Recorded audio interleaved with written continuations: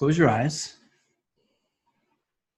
and let's let the entire day wash away.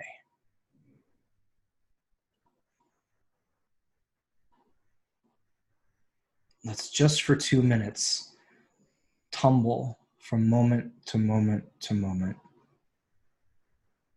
without judgment, without needing to control.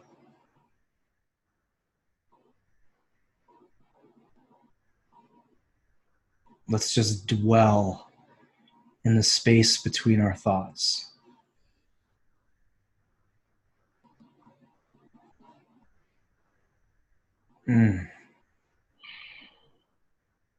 Take a moment and put your hand on your stomach.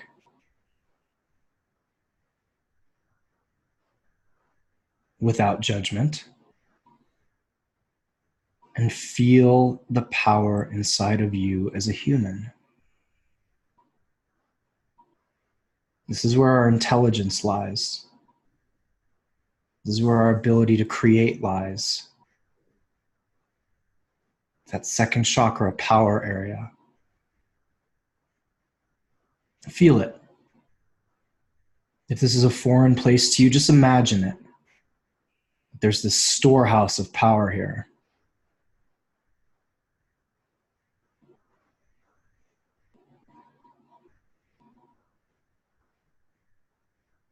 Own it. Unapologetically. All the ways you as a human can interact with the world, can change the world,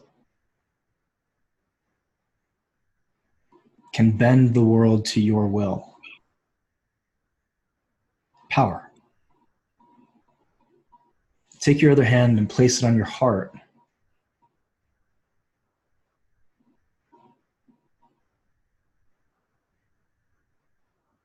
And since it's the topic of tonight, feel the pleasure that emanates from this area. Swim in it. Luxuriate in it. All the pleasure that your body can create, that you can absorb from the world. Let it be delicious.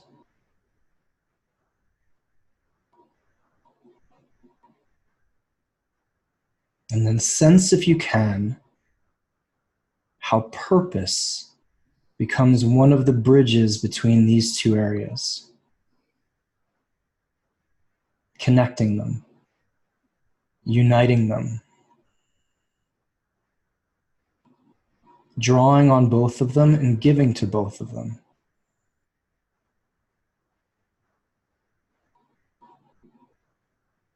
Requiring power, giving pleasure. Requiring pleasure, emanating power.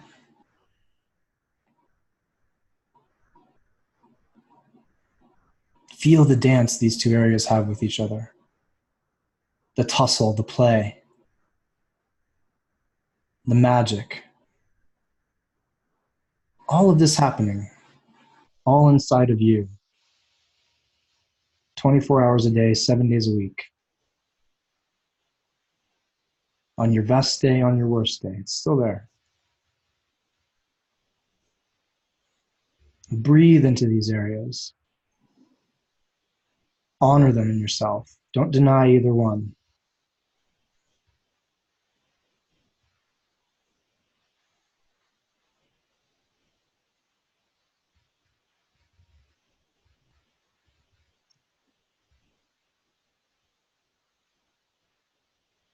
And slowly drop your hands back into your lap.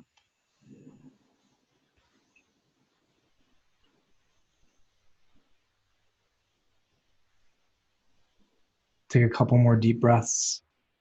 Maybe we take one together.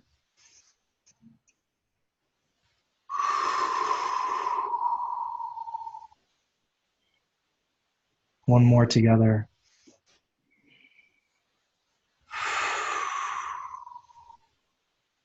Begin to wiggle your fingers and toes. Come back into your body if you left it. Come back into the room if you left it. And at your own pace, slowly begin to blink your eyes open.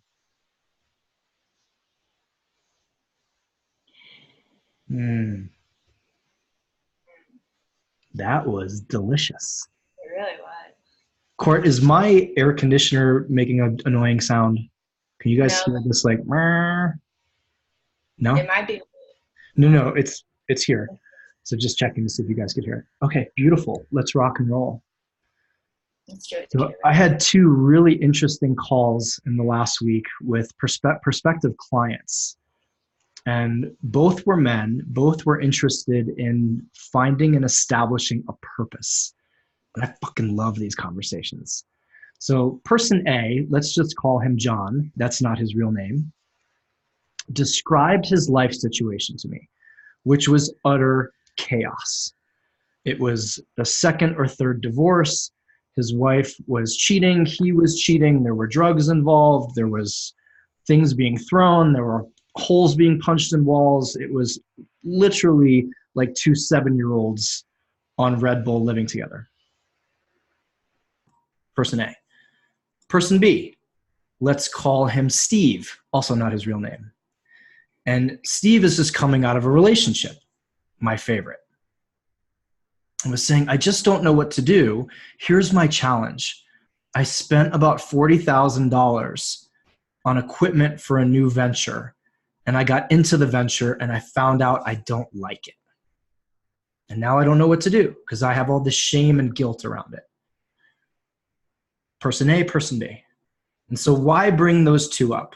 Because person A, I want you all, first of all, to hear this.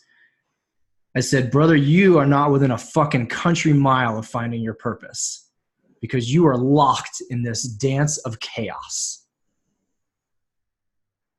And it is in the macro, right? I don't even know how you get through the day, let alone quiet yourself enough to hear the voices that are going to come through and say, I think you should write a book. You're like, wait, what was that? Who was that? No, he's just hearing like, and then like, just chaos. The second guy, though, here's how the conversation ended. It's like, I kind of had this idea. And I was instantly like, you've done this, Court, like coaching flags. Like, really? Tell me about your idea. He's like, nah, it's nothing. I was like, dude, tell me about your idea. I was like, well, I have this idea of starting this group here of just men. And twice a week, I want to take them on this long walk. It'd be about 2 hours. And each time on the walk, we'll have a subject. And he just went on and on describing this extraordinary experience where guys who were going through breakups, guys who were going through addictive challenges, guys who were going through any kind of challenge could come together and speak openly and get a little bit of a workout in. And then he dismissed it. I was like, yeah, but like the last thing I tried didn't really work. So I'm bringing these 2 stories together as an illustration of the power of the whisper. That so many of us think that right now I've been like, okay, I'm a year into like this search for my purpose, this one singular thing that's going to make everything better. That's going to make me get up in the morning. I'm going to start doing my push-ups. I'll eat my vegetables. I'll not argue with people. I'll be nice in traffic. I'll quit drinking. My hair will grow back. It's this one thing. And and you know what's going to happen? Someone's going to come knock on my door and be like, hi. I'm like, hi, I'm Trevor. I'm like, here's your purpose, Trevor. Like, oh my God, I've been waiting for you for like a year. Doesn't happen. How does it happen? It's the like, it's that little like, oh, I want to, but it's scary.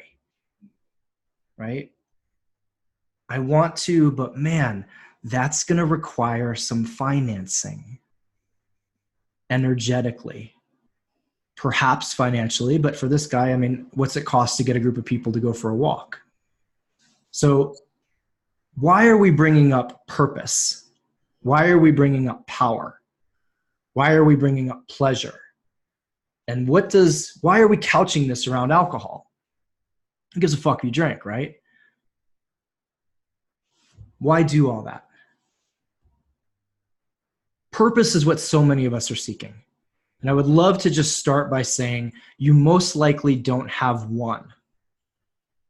So let's get that off the table, that it's this divine like hammer that's going to come hit you and it's going to come make it easy. Let's just talk about some of the layout of purpose.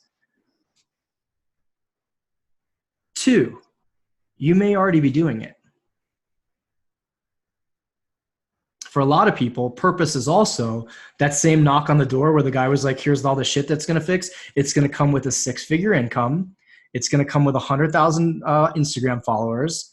It's going to come with lots of hot chicks and fame and super easy life. Where it may have none of those. Right? I asked this guy, the second guy, the first guy was just like, deal with your life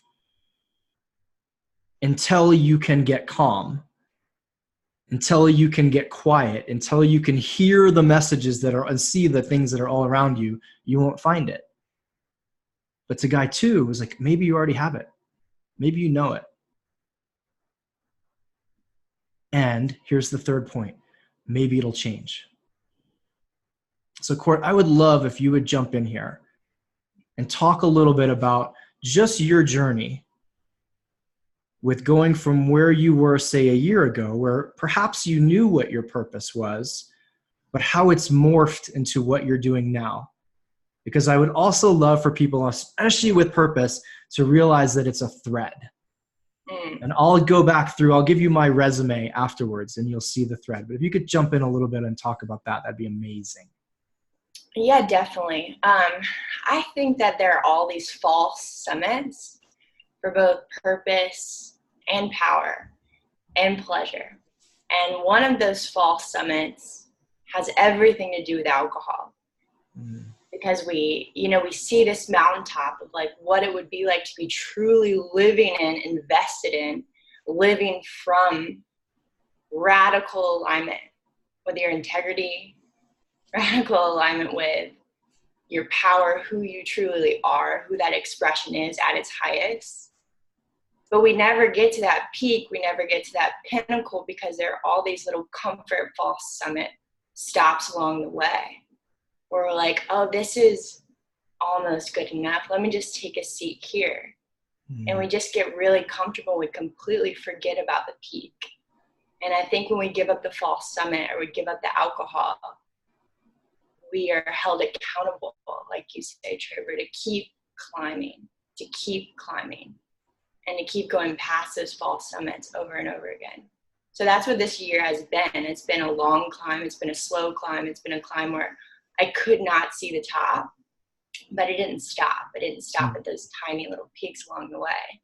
And now I'm starting to get to this place where I'm like, oh my God, I can see the majesty that happens whenever you choose the hard way. Does that make sense? I know it's a lot of metaphor. No. And for those of you wondering, Courtney's coming up on her 1-year anniversary of quitting drinking. So maybe we just, fuck yeah. First of all, congratulations. It's so awesome. Thank you. To watch your journey has been magical. And yet I imagine more confronting than any other because you actually had to sit there and confront what came up. Is that true? Oh, 100%. The first 3 months, I remember you said I would, what did you say about being a sexual pariah? And just never having pleasure again and never knowing what it was to have connection or to feel that the social community that came from drinking, that came from that group. It felt very isolating. It felt very alone. And yes, confronting on so many different levels. But I believe we have to sit in that shadow. We have to sit in that edge. We have to sit in the places and spaces that we've been looking away again and again and again with these false summits. That whether it's alcohol or online shopping or whatever it is for you, it's distraction from these unreckoned places that until you reckon with these places, that whisper cannot come through. Because the noise in the background is just too loud. It's drowning everything else out. Yeah. I'm also going to add, I think for a lot of people, there would be nothing scarier than figuring out their purpose. It's true. So for those of you who are like, all I want to do is figure out my purpose, you may actually shit the bed when you see it and find it. especially if it doesn't come with a 6-figure income and an Instagram following and hot chicks. Mm-hmm. And I think a lot of people actually have a sense of what it is. And yet that peak is actually more terrifying than sitting in the drama cycle of, oh, I could have, it's the, but I will, the Monday and blah, blah, and then blah, blah, blah, blah, blah, blah. And then this becomes the new reality. Because what does it take to actually go from here, from this place of drama to this place of, I'm going to use the biggest word of the whole conversation, this place of service is a fuck ton of personal power that you don't have to have right at the get-go. You don't have to have, if it's like it's going to cost you 100,000 units of power to get here, you don't have to have all of them, but you're going to have 1,000 to get to the next step, and 1,000 to get to the next step, and 1,000 to get to the next step. And I think that's a big thing to talk about too, is for people who are interested in purpose. If we go through our histories, it's a meanderance until, oh, now I believe I know what my purpose is. And yet we can go back through that meanderance, even if is that a word? Meandering. I love it. Yeah, fuck it. It's meanderance. There's a thread. Yeah. And I think the thread that so many people are afraid to pick up and carry with them is, how may I serve? Mm-hmm. Mm-hmm. I remember Carolyn May saying, you want to F your life up, start asking that question. How may I serve?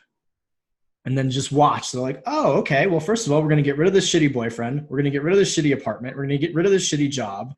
You don't trust yourself, so we're going to give you a nice health issue. Oh, you have a little bit of some addictions? Okay, cool. Here's a DUI, so you get to face those. Okie dokie then. Game on. Let's rock and roll. And I think intuitively, people know that. I'm like, man, my life is going to change drastically when I find this. And we can talk about why biologically, but there is nothing on this earth scarier than change for us people. Yes, Trevor. And also, this goes right into what you're saying, radically being seen. So just think about, like, when you get when you get drunk, right? And you show up as whoever that avatar is. And you might be embarrassed, but it's like, oh, well, whatever, that wasn't really me.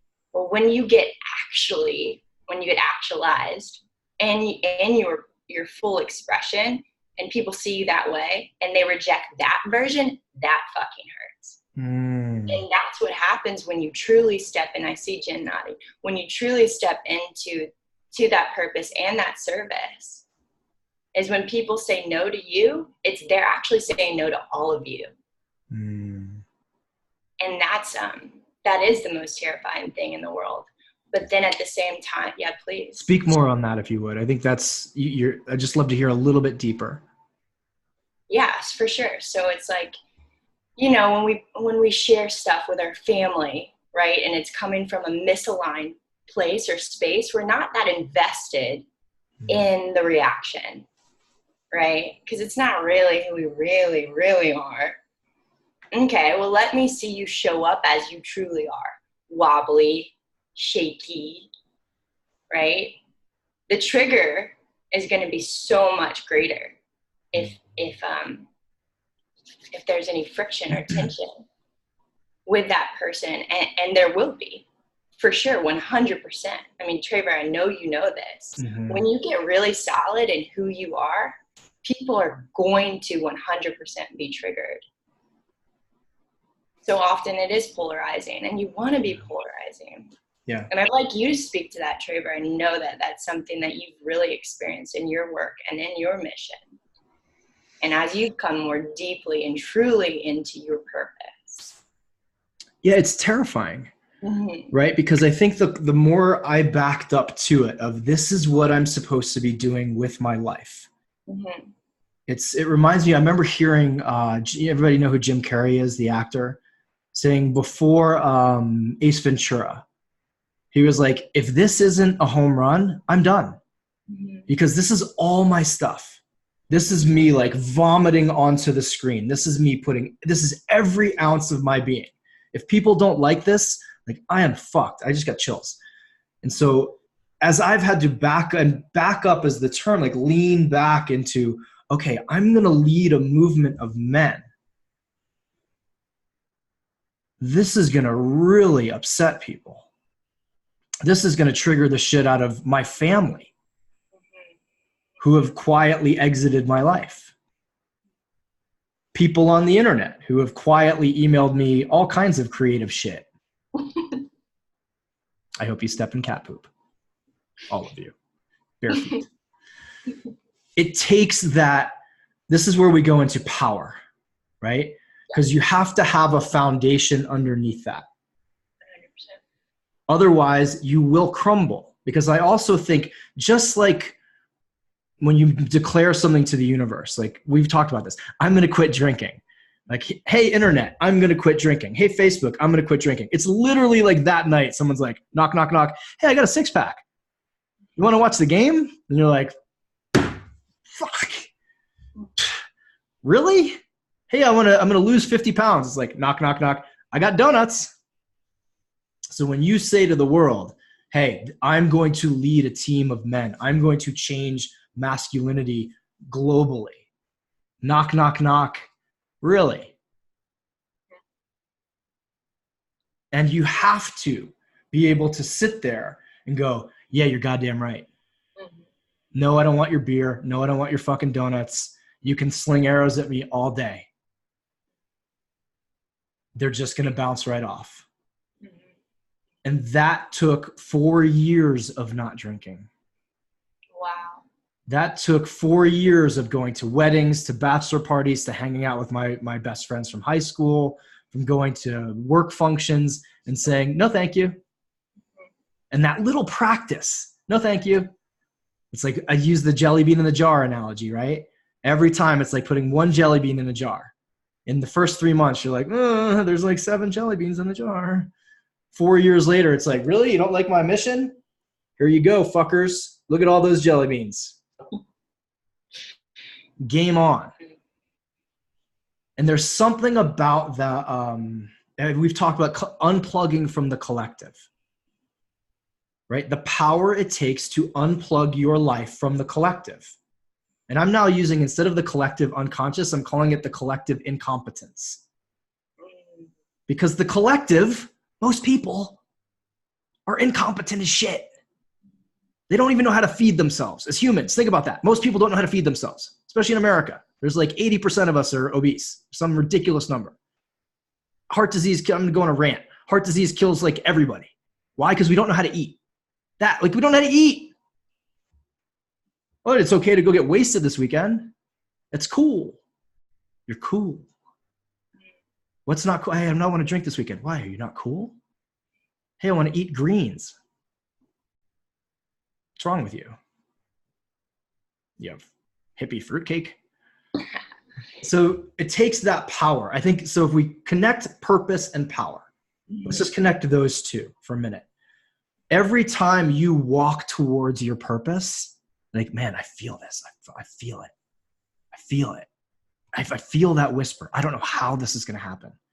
I don't know how I'm going to make money at this. I don't know what it's going to look like. I don't know if people will love it or hate it, but I'll take one step today towards it. That's a jelly bean in the jar. That's a practice. Every time you can verbalize to people, I'm here to change masculinity forever. Unapologetically, jelly bean in the jar. Yeah. Yeah, that's so beautiful, Trevor. Thank you. And I think I talk about this often, and I think this is what power really is. It's this unshakability. And this does not mean that shit will not happen. No, shit definitely will happen. 1,000% it will happen. But once you taste this combination of alignment, true authenticity, and integrity, and you have that, like Trevor's talking about, that jelly bean jar deep in your belly, like you fucking know, and something comes and it shakes you, there's still this center, this unshakable, unwavering center that even when you fall, you're on your knees, it's like, it's that whisper again that's like, get back up, right? Get back up. It's not the hangover the next day of like, what did I do? Oh my God, who was I? It's not that kind of fall where you get to blame something else. No, it's like, it's this rising. And that's what power feels like for me. Beautiful. Absolutely beautiful. Can you talk a little bit about how you see people sabotaging themselves, or the power of sabotage in dealing with power, in dealing with pleasure, and in dealing with purpose? Yeah. I mean, it's just this deep wounded patterning that I think is so closely linked to unworthiness. Say more about that, please. The wound of unworthiness. And like, this is what happens in the reckoning. You know, we've seen this, Trevor, time and time again, and Intoxicated and in our own experiences. When you take the distractions away, you will come face to face with all the ways you've self-abandoned, self-denied, and self-neglected. And that is not an easy pill to swallow. Because you did that to you. I did this to me, right? And to fully own that is to own the timeline. Not just the past timeline, but also the future timeline. That feels like a hell of a lot of responsibility. But once we step into that ownership and that responsibility, back to the power, there is no greater power than sovereignty, than to claim your own life as your own. Can you speak really quickly on what sovereignty means to you? Yeah. I think it's one of the most beautiful words in the English language, but it's confusing to people. It is. It's my favorite word in the world right now. And what that means is that at the end of the day, you are yours. Your life is yours. Your choices are yours. Your thoughts are yours. Your behaviors are yours. Your relationships are yours. It doesn't matter if you fall in love and you get married. It doesn't matter if you're still really close with your mother, right? Both she is sovereign, he is sovereign. Their choices, their thoughts, their behaviors, they're theirs. And you belong to you. So you're responsible to you. Yeah. Amazing. It keeps coming back to the power of, and we don't even want to use that word. It keeps coming back to choice. The single most impactful thing as a human we have. And I think people believe it's the, do I move to Chicago and take that job? It's not. It's the, do I want to entertain that thought this morning? Do I want to really dive into that belief? Do I want to run that movie that's going to disempower me? Do I want to get on Facebook this morning? Or do I want to read a book? Do I want to wake up 15 minutes earlier and sit outside quietly with my coffee and breathe as a human and just take in the grass, take in the sights, take in the sounds? When you understand choice and the power of choice at that level, that at the end of our lives, that's the stuff that's going to add up, right? Move to Chicago. Fuck it. You can always move back. But don't move to Chicago and then be a dick. Move to Chicago and get up early and do the 15-minute thing. Move to Chicago and don't run the movie. Move to Chicago and don't entertain the belief that says you're not worthy of all of the things that you want. We could talk for 2 days on choice. And how many times people in our work as coaches say, like, it's not my responsibility. I didn't do that. They, them, they, it, that situation is victimizing me. I'm a victim of the collective. I'm a victim of the world. I'm a victim of such and such. And that doesn't mean that people haven't specifically been victimized. Most people have been victimized in some capacity. And those experiences were probably less than an hour. Not saying that horrific shit hasn't happened to people. And then the next 40 years are spent victimizing themselves, or finding ways that they can duck out the corners of like, it's not my fault. So if we bring in the idea of radical responsibility, just radical responsibility, I played a role in this in some capacity.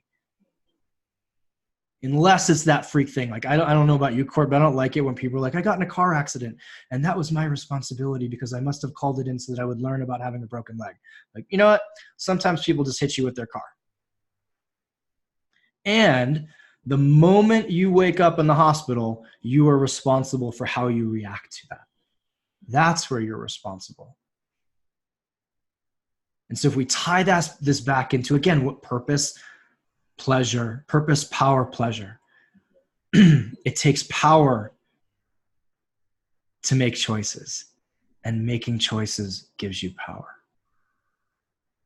Making choices gives you power. Power is what you finance your purpose with. Yeah. Let's talk about pleasure. Shit, girl, this is your realm. What?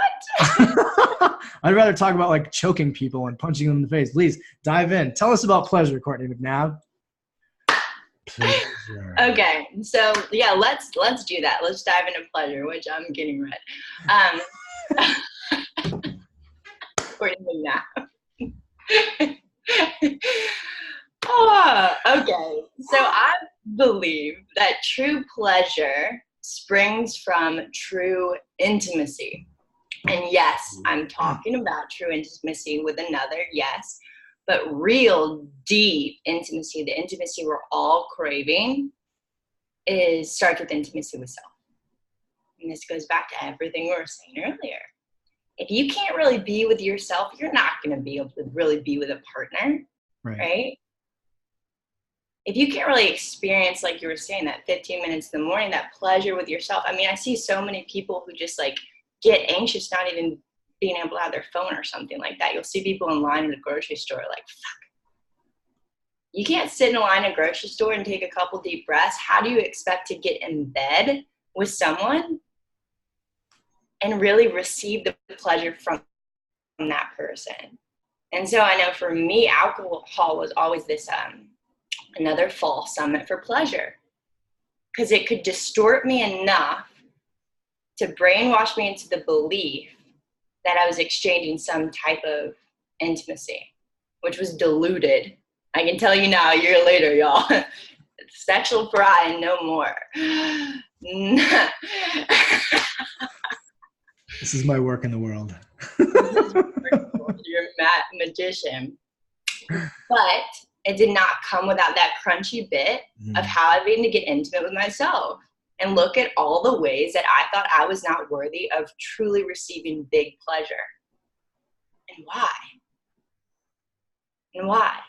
And so just building on those foundations, I love how this just kind of happened naturally. Just having your purpose aligned with your power, and then it gives way to this expansive ability to receive pleasure, because that's really what pleasure is reception. Nothing blocks reception more than the wound of unworthiness. And the wound of unworthiness will continually be perpetuated by substance like booze or anything that's distracting you from what's in front of you. Does that make sense? Makes sense to me. Let's get some head nods. Does that make sense? Yeah? Yeah, I'd love to hear what people are thinking, feeling. Yeah, I think it's brilliant, Court. How many times have we, and I was in the same boat, did we leave our bodies in order to join our bodies with someone else's body? Ooh, wow. Ooh, yes. Right? And then wonder why it was just friction. That's it. It was just like rubbing, which has its place, but is the first floor of pleasure. If we're talking about getting to the penthouse, when the first floor when the halfway up becomes something just you experience, floor 5, I think is what people experience when they've been sober, let's just call it, without any of the weird judgment around the word, for 3 months. Your day-to-day life, you're sitting in the grocery store, just breathing, going, this is fucking rad, is better than drunken like friction. It's true. People. It's actually completely true. The whole ceiling rises. It's like, this is the new normal. This is the new zero. And don't for a second think that we go from here to the penthouse without just like, okie dokie then, I'm ready for intimacy. Let's do it. Oh, welcome to being confronted as shit. Oh, is that right? Really? It's like knock, knock, knock. Here's all your insecurities. Here you go. Thanks. Which is the same thing with people with their purpose. So I think if you want to go on that ride, and as an experiencer of the ride, and you as well, I'd say it is the juice is still worth the squeeze. The juice is exponentially worth the squeeze. Right? I said this story when I first called a guy and said, like, hey, I think I'm gonna quit drinking. And he'd been in AA for like 20 years. And it was like, my life now is so much crazier sober than it ever was drunk. And I was like, you just lied. That's okay, but it's all right, because I know you want me to quit drinking, so you just lied. And now I will be like, I didn't go through AA, I know he went on a different journey. I just quit. And 4 years later, we'll say, my life is insanely interesting and fascinating and fabulous and incredible and intimate. And intimate on a level, I just spent 4 hours in an airport in Costa Rica and thought back, like, this is when I used to want like drinking, because there's nothing to do. And instead had a whole experience with people there, with the person I was there with doing a Ask Me Anything on Instagram, with just walking around, and went, man, this is amazing. And enjoying the fact that I was actually coming out of an experience in Costa Rica, which wouldn't have happened 4 years ago. 4 years ago, I was drinking because I wanted to be in Costa Rica teaching workshops, but couldn't figure out that I needed to quit drinking in order to get to Costa Rica to teach workshops. So it was this vicious cycle of, man, I think there's something else out there. I don't experience it. That creates tension. I drink to keep that tension away. That drinking keeps me here. And it's safer here. I can sit here and be like, man, those guys teaching in Costa Rica are super lucky. I sure wish I knew what they knew that I don't. Same thing with pleasure. Because pleasure isn't just this. And yes, intimacy with another person, but also intimacy with the world. Intimacy with your breath. And I don't want to get too weird on people here, but just intimacy with the human experience of waking up and being alive. Intimacy with your own body. Intimacy with food. Intimacy with music, with art, with creation, with creativity. Right? With the same energy as sex. Sexual energy, creative energy. It's the same thing. If you got to numb yourself to get off, you're going to have to numb yourself to get turned on. Exactly. That, I just wish I could like take that chip out and be like, poof, like shove it in people and be like, oh. Right. I'd be like, give it back, bitches. Oh, now you get it though. Right? Take a breath and see what it's like to live a day that's semi-orgasmic.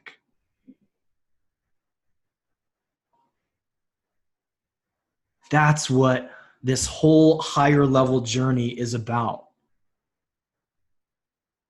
Intimacy with the present moment. Because if that gets you off, holy shit is sex exciting. Holy shit is kissing cool. Holy shit, is the nape of a neck like an entire landscape. Holy shit, do collarbones light up. And we're not even getting to the high price real estate. We're just talking about from here up. High price real estate. Whatever. Told you a lot of this is going to be free flow and I can't hear out of my right ear. But right, it's true. You can talk about, please, if you're willing, will you please share your first sober kiss story? Oh, my first sober kiss story. All right, so this is coming out of the experience where I truly accepted that I was going to be a sexual pariah. Done. No more sex ever. This is a part of my process. Like, I really had to, that's how tricky it was in the beginning for me. I really was like, all right, Courtney, like, this is going to be it. And I need you to be okay with this. And so I did. I got to a point of acceptance.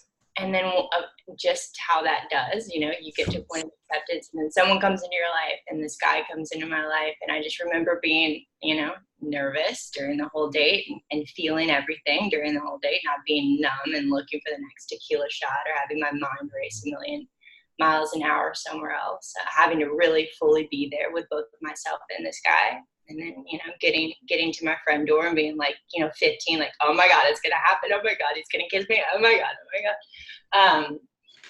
And that alone was priceless. You know, that feeling of not just like this slurry, like, yeah, I guess you can kiss me, whatever. No, I was fucking there for it. And feeling his lips and every, you know, the subtle changes in the kiss that you can only feel when you're sober. I'd forgotten that because I had been drinking, even if it was one glass of wine, for so long. I forgot what the intensity of full sober presence was. And so, yeah, I remember, you know, getting inside and my back is to my door and I'm like, oh my gosh, sober kissing. Your favorite thing in the world. Thank you for sharing that. It's an adorable story and I love it because it illustrates it's the micro that is the macro. That's right. Right? If it's that good, then think of how good the mundane can also be. It's not just like, shit, I remember needing to get high to go to Trader Joe's. Like, I'm going to Trader Joe's. I need to smoke a joint because Trader Joe's is fucking boring. Because I didn't have any touch with, oh my God, I can self-generate my own experience. There is magic and mystery in this whole human thing. I love that. Amazing. Let's open this up. So we want to keep this within an hour.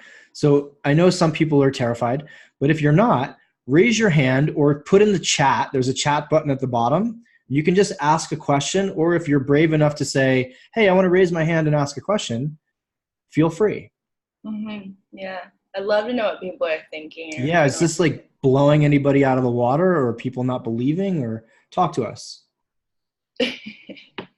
Or we can just pick people. Or we can keep going if no one has questions. And even you people who are hiding, Bianca, Matt, Crystal, Whitney, Shell, Mar Weekly. I think Eric's making dinner. Right? You asked me earlier something that you want to know from people, which is to ask them what part of them wants to keep drinking. Yeah. What does the wanting want? Yeah. I love that. Oh. I haven't experienced the first sober kiss. Can't wait. I have an assignment for you. Consensually. Find someone to kiss. Do it. Yeah, so I think that is a great question of what part of you still wants to do this and what is that part of you actually after? Yeah. Because I just don't know anybody who doesn't love early Sunday mornings with a clear head. For me, the greatest time of the week, Sunday morning between like 6 and 8 a.m. If I could bottle that and live on that time period forever, I would. First cup of coffee. Yeah, it's like time stops and the magic comes back in. And so I'm so glad I'm not trading that for standing in line in a bar, yelling at someone, having a superficial, stupid ass conversation with like breath in my face. So ask yourself, guys, and then we'll wrap this up. So ask yourselves, what part of you actually wants to drink? And then touch that part. Put it in the chat box or come through. And don't be afraid to be messy with it. Bianca, you just showed your face. Do you have a question?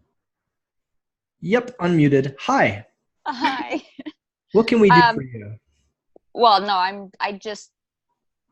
think I'm sober 6 weeks now. Woo! Good for you. May I ask what inspired it? A really crappy first 6 months to the year. Losing a job, suffering a concussion at work, anemia, kidney infection. I had a biopsy a few weeks ago, so we're still waiting on those results, and a really messy breakup. Ooh. Yeah. Beautiful. So all of this have pointed you to clarity, haven't they?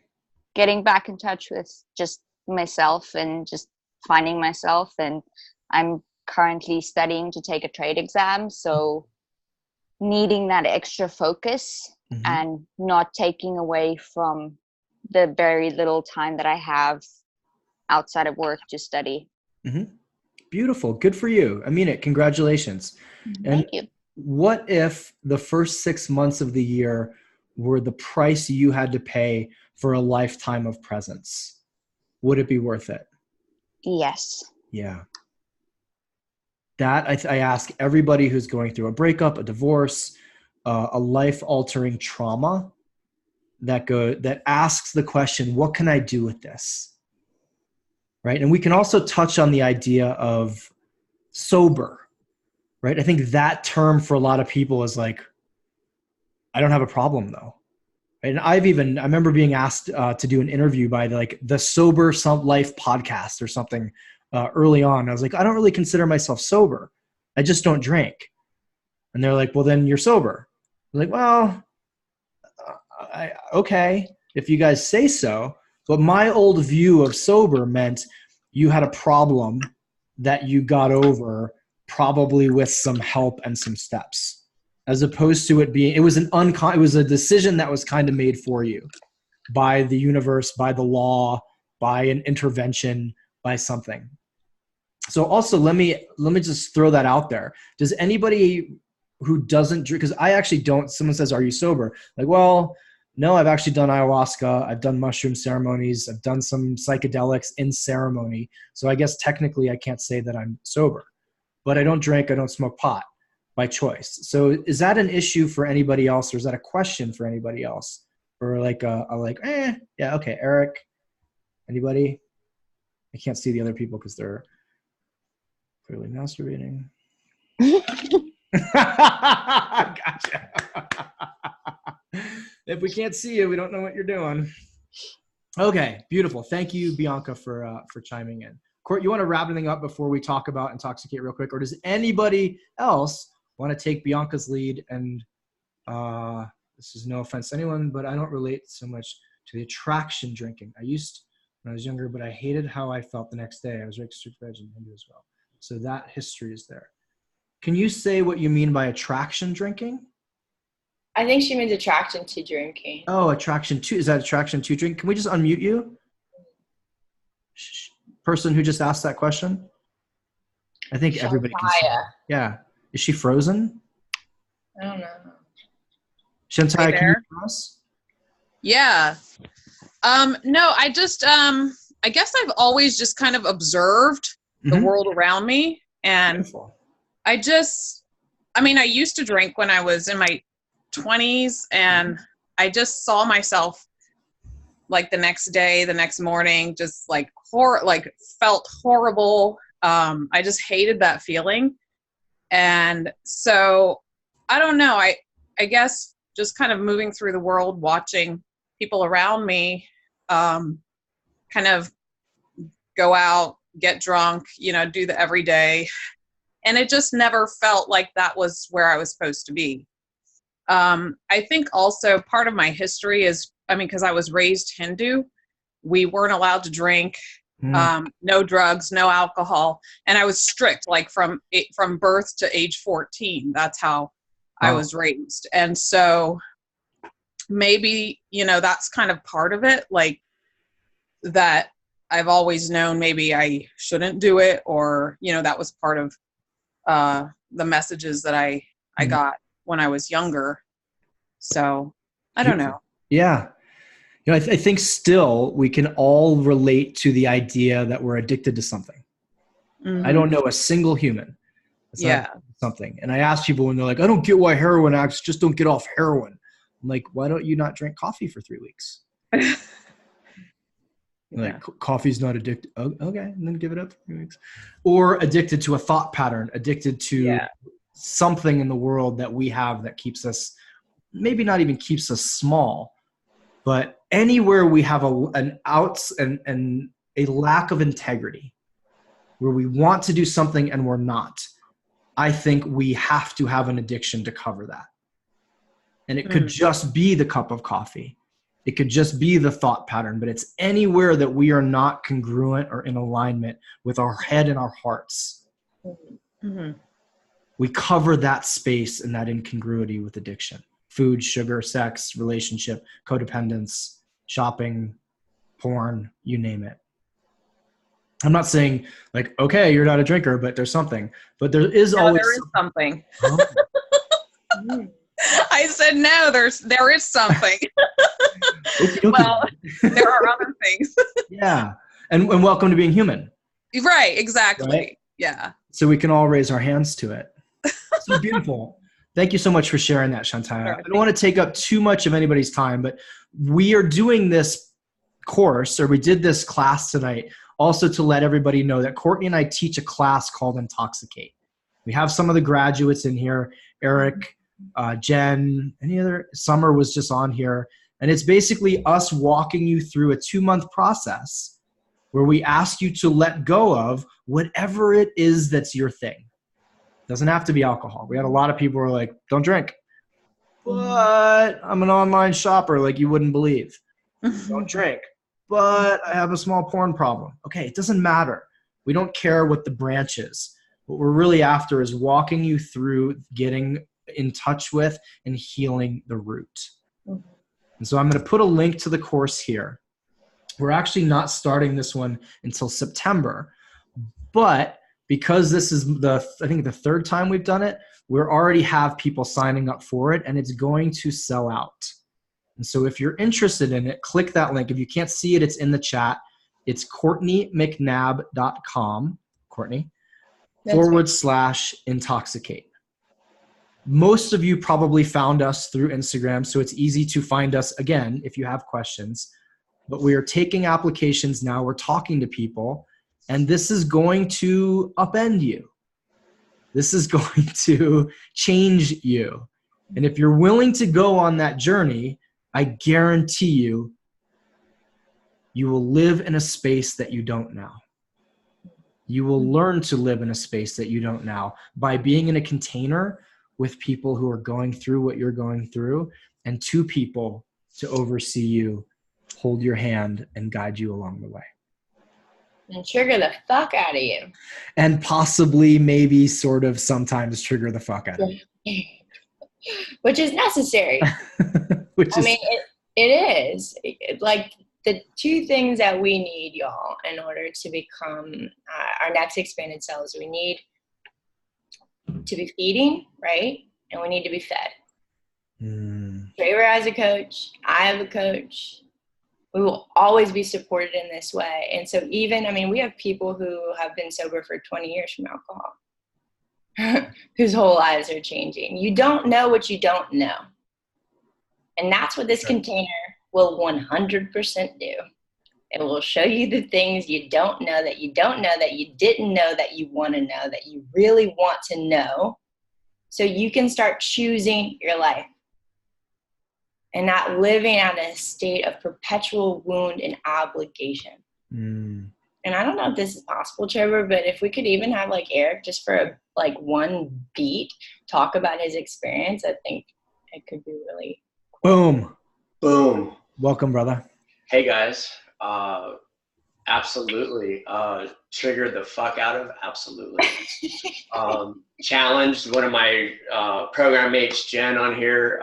Still to this day, everyone that I was in Intoxicate with, we're very close. And to live a life of choice and self-love, to walk with Courtney and Traver in that safe container, to learn to reframe. You have to have the love and support around you. It's okay to ask for that help and be there. And for me and my 12 program mates, it changed my life. And it's because I chose to do that as well. Mm-hmm. But with these two individuals, I follow them both. I'm probably their biggest fan. But I highly recommend it. It's so rewarding in this world to be aware, accepting, and forgiving of myself and my wounds, to continue to grow into this new man that I'm becoming, or woman out there. It's been amazing. My 12 best friends and my 2 coaches as we speak changed my life, and I'm so proud to be a part of it. Thank you. You're welcome. Super proud of you, man. Super proud of you. Thank you. Thank you, guys. All right, guys. gang. Thank you so much for joining us, for giving us your time and attention, and for caring, for even showing up tonight. If you showed up tonight, you've done something for yourself. All right. That's how this all starts. That's true. Simply showing up. So we have the link there. We're not hard to find. Please let us know if this is something you want to be a part of, and we'll take you on a ride. Happy Monday. Court, love you. See you guys.